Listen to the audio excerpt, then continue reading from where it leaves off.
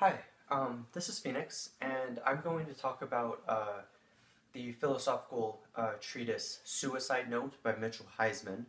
A little bit of background if you haven't heard of Mitchell Heisman. He was a psychology student who graduated with his bachelor's in psychology and studied a lot of philosophy.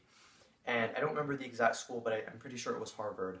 Um, but essentially, what Mitchell Heisman did one day was go go to the top of go to the top of some steps and shoot himself in the head, and he committed suicide that way.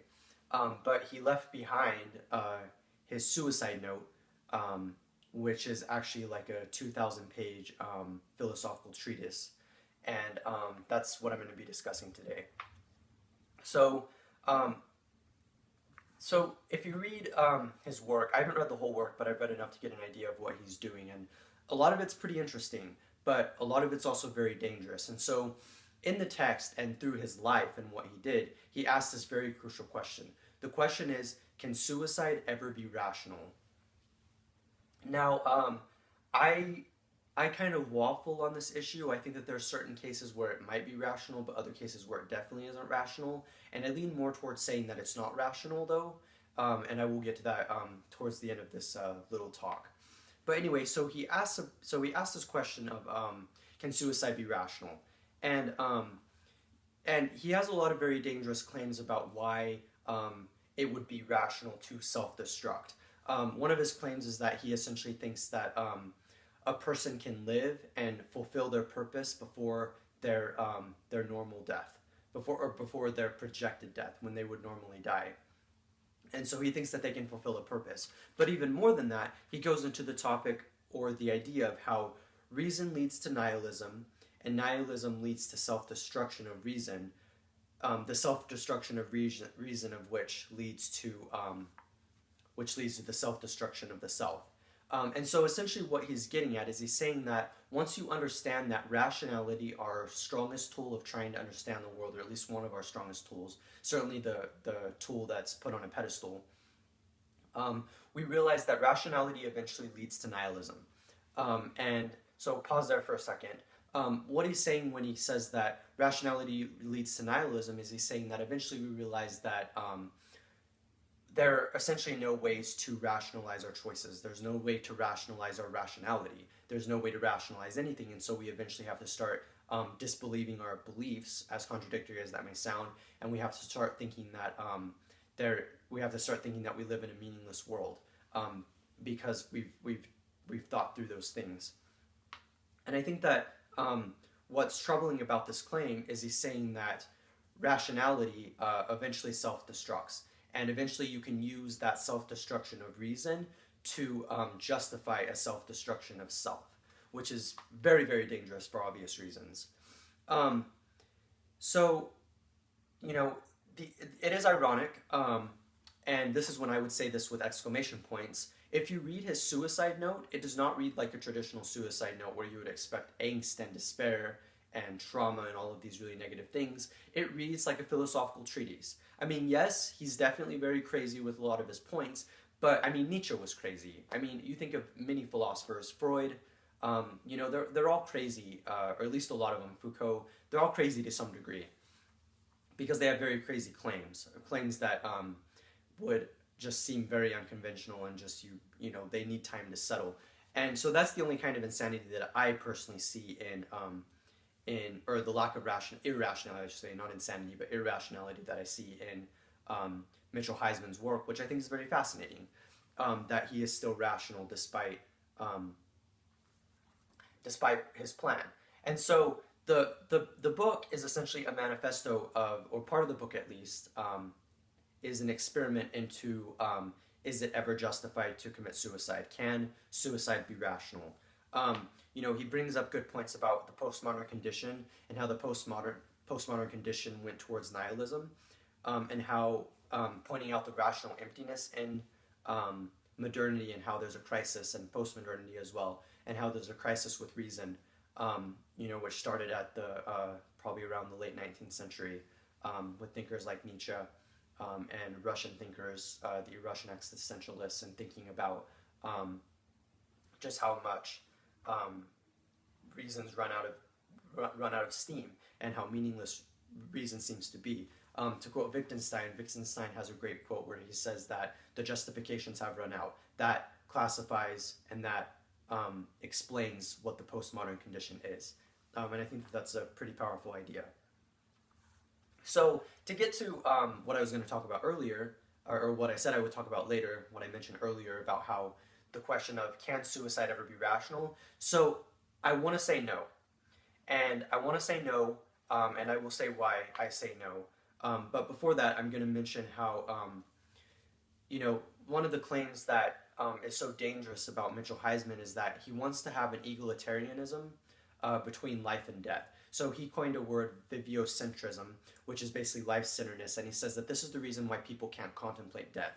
This is the reason why they can't fathom death. And I'm going to say that even though I understand what he's getting at, and I think that he arrived at this conclusion of too much viviocentrism and trying to think about life and death evenly, and I think that he arrived there at a rational point, I think that it's very problematic. And I think it's problematic because there's a reason why we prize life. So I want to say that whenever we try to rationalize suicide, there's a reason why we don't do that. There's a reason, and this is exactly what I think is so dangerous about Mitchell Heisman, is that he's actually trying to rationalize something as dangerous as suicide. Dangerous to himself, but dangerous nonetheless. Essentially, in my opinion, I think that trying to rationalize suicide is the same as trying to rationalize homicide. Now, there may be some cases where, you have to, in order to survive or to protect your family, you have to kill someone. So there might be cases like that, but even then, it's still very hard to rationalize. Now, but what I do appreciate about what Mitchell Heisman does is definitely thinking about the way that we perceive rationality. And so it's actually a very powerful claim if you can think about it in a more detached light, in a more correct light, and not actually just go think that you should kill yourself because we have too much viviocentrism and you realize how important death is to our life. In fact, one of the most famous maxims in philosophy is the idea that, and this was said by Socrates, is the idea that learning philosophy is learning how to die. And so we could bring in Socrates as an example So we know that Socrates pretty much committed suicide. And so we could ask the same question: was Socrates' suicide rational? So Socrates committed suicide because so he took the hemlock after he was condemned, and he did that because he felt that it would be better than dying a slow and painful death. He felt that it would keep his dignity intact, and he felt that it would keep philosophy intact and everything, and he wouldn't be a hypocrite. His Socratic ignorance would finally come to a head. His humility and all of those kinds of things. And so in that political context, it's kind of the same question in a sense that Mitchell Heisman is asking. Was Socrates' suicide rational? I think that in that case, I would be more hard-pressed to say yes, it was a rational decision. It was a sad decision and a really troubling decision, but Socrates had reasons for what he was doing, and they were very well thought out. If you read the Apology by Plato, you'll definitely have an idea of this kind of importance. However, when you look at Mitchell Heisman, Heisman's demonstration was a lot more disturbing and a lot more troubling. So essentially, he blew his brains out in front of people, if I understood the story correctly, with a gun. And that is a lot more violent. And so, again, it goes back to my point about how suicide like that seems to be like you're trying to rationalize a kind of homicide. Trying to rationalize homicide, and I think that it's just as troubling. And I think that it's problematic too because most of the time suicide is a violent self-termination that seemingly cannot be rationalized because we don't really have any good reasons for committing suicide. I mean, sure, there's things like euthanasia, so if you're suffering from a crippling disease or something, then, I mean, it's a little bit more justified, but blowing your brains out in public seems to be a lot more disturbing and a lot more problematic, and it's hard to see as rational. And so I'm just going to leave that to you to think about in whatever context you're thinking about this, and leave it to you. Though I do want to quote Kant for a minute and say Kant has this great moral idea that I've repeated in the past, but not in this specific context, about how he says that suicide is immoral, and he says that suicide is immoral because we're treating our life as we're treating it as a means to an end and not an end unto itself. So we want to get out of suffering. We're essentially not allowing our life to become to become an end unto itself, and he thinks that allowing your life to be an end unto itself is the highest good that you could ever possibly have. So just again, something to think about.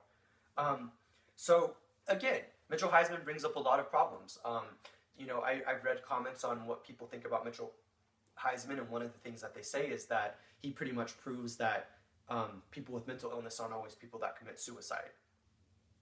Aren't always the ones that commit suicide, and I think that's an interesting point. And I think that he has a lot to bring about, and that brings me to my final closing point, which is about mental illness and suicide. So I'm tacking this on more as just kind of an appropriate way to talk about this because I think it needs to be discussed. So I've seen mentally ill patients before, and I've worked with people who are suicidal, and I would never tell anybody or encourage anybody to commit suicide. But one thing I've noticed about the mental health care system is that they seem to, with their carelessness and with their lack of empathy, they seem to encourage suicidal tendencies with their very crushing way of treating people. And so again, this really has nothing to do with Mitchell Heisman, but it does have to do with his ideas in the sense that, well, how do I say this? So the idea that when people commit suicide, it's because they literally have no other place to turn. And I think that this is one of the problems I have with Mitchell Heisman's claim, is that sure, there might be the occasional few people that are able to commit suicide as rationally as they possibly could, but for the most part, it seems that people do commit suicide because they're struggling, because they're suffering, and because they need help. And my frustration is with mental health and the way that they treat people who are suicidal and how they seem to actually increase their risk by not empathizing, by not understanding. And to close and to wrap everything around and wrap everything up, to come full circle and wrap everything up, I want to say that I think that this is what is, even though it's dangerous, it's what's very powerful about Heisman's project and experiment, is the idea that essentially we need to think about these questions. We need to think about what suicide means and what suicide is, and why people do it. And while I may disagree with Heisman's claim that suicide can be rational for the most part, and say that his decision wasn't necessarily rational because it was a violent self-termination, that is again up in the air. But I think what Heisman does is he brings attention to a very controversial subject. He brings attention to suicide, and I'm saying that bravely because I hope that you can think about this as well and think about suicide. And again, I would never encourage anybody to commit suicide, but I would encourage people to think about it because people unfortunately commit suicide all the time. And it's sad. I can think of just 2 people that I knew or was aware of off the top of my head that have done that. And I think that we need to work harder to try to understand the reasoning behind why people commit suicide. And I think that that is the legacy of Heisman's project. And even though it ended sadly, and it ended without him doing more work and contributing in various ways, in the end, it's a complex subject, and I think that all we can really do is talk about it. At the very least, we at least owe the concept of suicide that. Again, this is Phoenix, and thank you for your time.